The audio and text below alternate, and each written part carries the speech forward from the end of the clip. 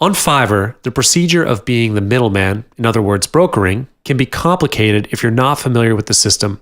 From communicating and getting information from the customers, looking for and dealing with freelancers, to the delivering of work, it would be a big problem if you do not know the right way of doing this. In this video, I'll teach you about the brokering system and lead you step by step through the whole procedure.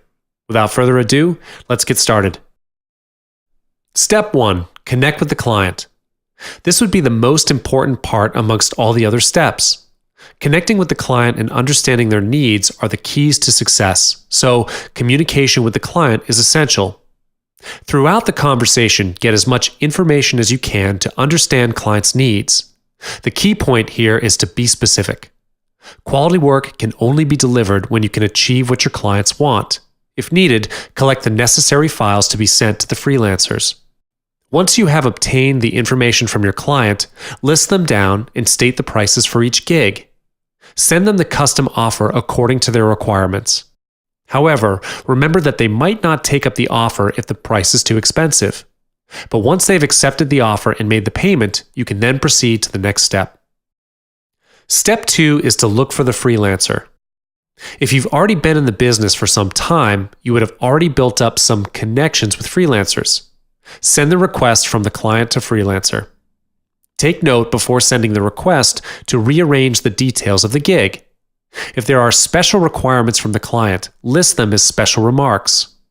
Always remember to be specific on the request of the client when you convey the message to your freelancer. When both of you have made a mutual agreement on the work, set a timeline due. Set the date at least 30 days before the actual delivery date to your client. This is to ensure that there is still a period of time for you to make changes to refine the work. For example, if you are requested to deliver the job within a week, give your freelancer 4 to 5 days to complete the job. After dealing with the freelancers, you can now spare some time to connect with other clients or other jobs. However, note that you will have to keep track of the work progress. According to how you've dealt with your client, the date of delivery is already set. You can't afford to deliver it later than the date because this would definitely leave a bad impression on your clients. So be sure to keep in touch with the freelancer to check on the work progress. You must also be wise in choosing the right timing. Knowing the progress of the work is important, but you must also know when to look for the freelancer. Depending on the duration for delivery, you will need to set your timing. For instance, if the duration of delivery is within a week, you can contact the freelancer every once in 2 days. This is to make sure that the work is up to standard, as well as to keep both of you up to the timeline.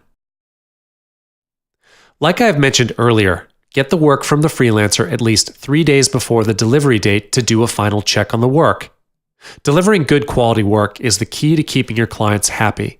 Therefore, to ensure the quality of work is up to standard, get the work earlier from the freelancer to avoid last-minute changes.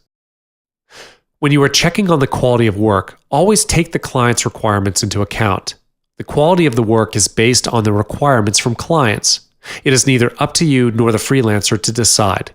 Thus, check the work based on the information provided by your client. If needed, request for final revision of the work. Lastly, deliver the work to your client. Once you've gotten the entire work from your freelancer, compile them and save it in zip file if needed. Double or even triple check the work.